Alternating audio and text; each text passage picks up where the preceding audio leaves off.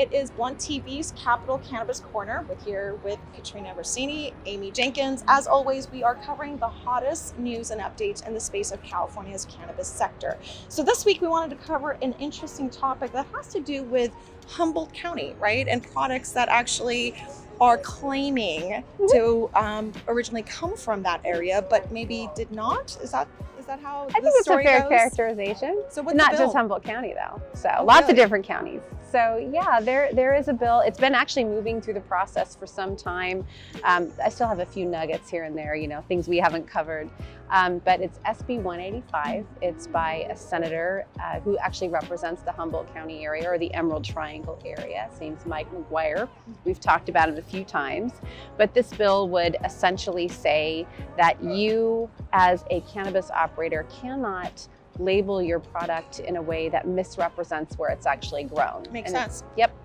And as you noted, there are a lot of companies that like to suggest or imply that they are growing Humboldt bud or Humboldt flower, when in fact that product could be grown in Southern California or in another county. The deception is not okay, obviously. So that's why I said it makes sense. And it's surprising.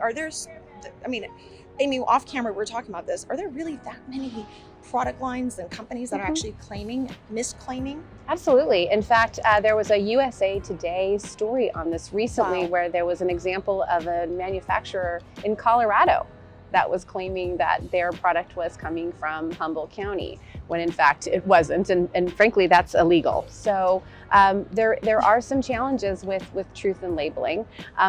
I should note that there already are some existing laws on the books. If you actually really want to claim that your product is grown in its county of origin, you have to get verification from that county, and your product has to be grown, but in that county exclusively. But we really have no teeth in the existing law. So what this bill would do is it would add some additional teeth and just expressly prohibit any mislabeling of where your product is grown. And it sounds like you were saying earlier that it is a promising bill and potentially passed. What would it actually do to products? Is there going to be like a sticker or some sort of additional way? How would the public know?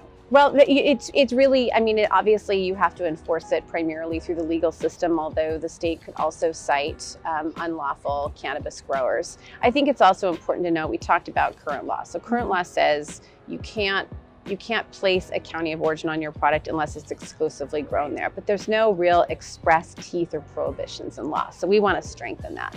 The other thing I think that's really important to note that this bill will assist with is that the California Department of Food and Ag is already tasked with developing appellations of origin for cannabis, much like wine.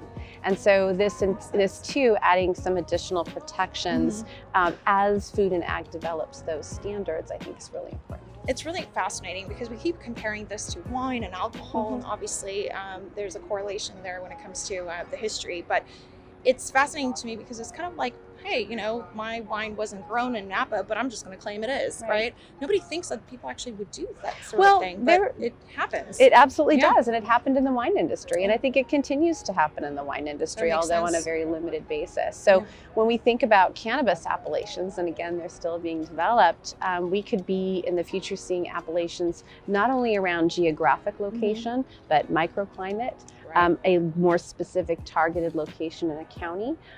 There's a lot of debate about appellations as it relates to how the cannabis is cultivated. Is it cultivated in a sun-grown environment? Is it cultivated indoors? Makes a difference. Absolutely. Big time. So a lot of conversation around this, and I think you can expect to see a lot more on this subject over the next few months. It's a fascinating topic, and as more information is shared over the next few months, like Amy mentioned, I'm sure we will capture all that for you. So make sure you add us on BlunTV. All the platforms are up, newly launched, and thanks for the ads and follows with us.